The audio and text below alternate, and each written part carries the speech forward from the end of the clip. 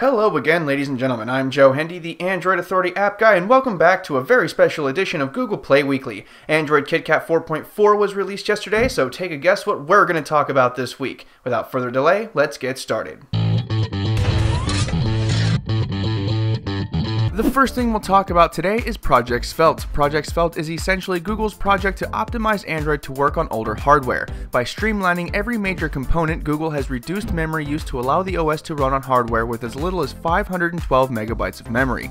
This, combined with Project Butter, shows that Google wants a quick and responsive interface even on older hardware. Some have even begun circulating the speculation that Google is using this as a means to end fragmentation, since pretty much all but the oldest Android devices have at least 512 megabytes of memory that covers pretty much everyone. It's also been reported that KitKat can work on wearable gadgets like smartwatches and Google Glass. Android KitKat will have even better performance and multitasking abilities than Jelly Bean. They have upgraded their Surface Flinger from OpenGL ES 1.0 to 2.0, which will improve performance, color calibration, and according to reports, support for more advanced special effects. This includes new transitions for app developers to make their apps look even more buttery. With the aforementioned memory optimizations, this also translates to better multitasking. Along with the under-the-hood changes, Google has also tweaked the UI. New transparent effects called Immersive Mode allow app devs to cover up things like soft keys and the status bar by making them translucent. This should solve a lot of problems with the soft keys and status bar taking up precious real estate. Also, much of the Tron Blue has been removed in favor of the off-white that we've seen in the leaks. With transparent UI leaks, this makes Android look a whole lot brighter, and that can be an improvement for a lot of people. Okay, now that we have the big stuff out of the way, let's take a look at some of the more individual features. Hang tight, there are a bunch of them.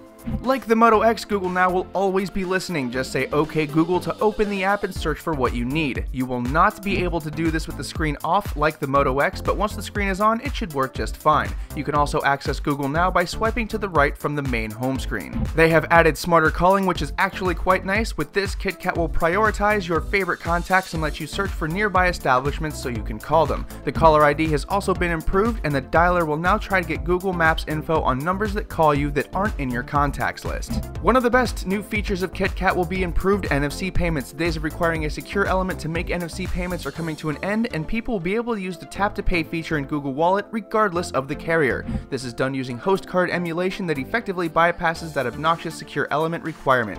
Goodbye ISIS, you had a good run. Just kidding.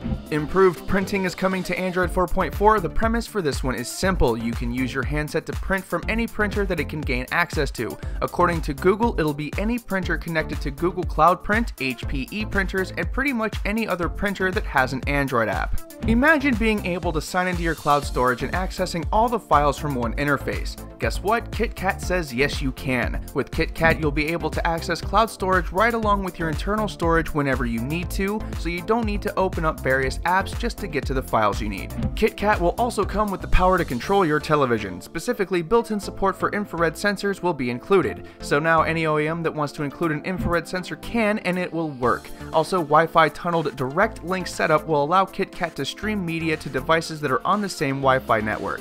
KitKat also brings a lot of audio and video improvements. They include Wi-Fi certified Miracast support, resolution switching in apps, support for common encryption, audio tunneling to DSP to conserve battery when the screen is off, audio monitoring, a loudness enhancer for spoken content, system-wide closed captioning, and enhanced music and movie controls on the lock screen. Some new built-in functionality includes a built-in screen recorder so you can record video of what's happening on your screen. Also built in is a new step detector and step counter for you fitness buffs out there. These are pretty much self-explanatory. Included now are new Bluetooth profiles that will add support for a number of new features, including setting absolute volume on the system from a Bluetooth device, improved keyboard, joystick, and mouse support, and message exchanges with nearby devices. The last two things we'll talk about are security features and location features. App Sandbox security has been improved using security enhanced Linux, and they've also included two new cryptographic algorithms. For location features, the quick settings now have two new options for high accuracy mode and battery saving mode that'll adjust your system settings accordingly. All in all, despite only going from 4.3 to 4.4, KitKat is a gigantic step forward from Jelly Bean, and after a couple of years of incremental updates, it's great to see Google finally taking that big next step forward. Once again, I'm Joe Hendy, the Android Authority app guy. Feel free to subscribe to our YouTube channel, and if you like this video, check out some of our other ones. You can find the written companion for this video in the video description along with the social media links. Thanks for watching and have a wonderful day.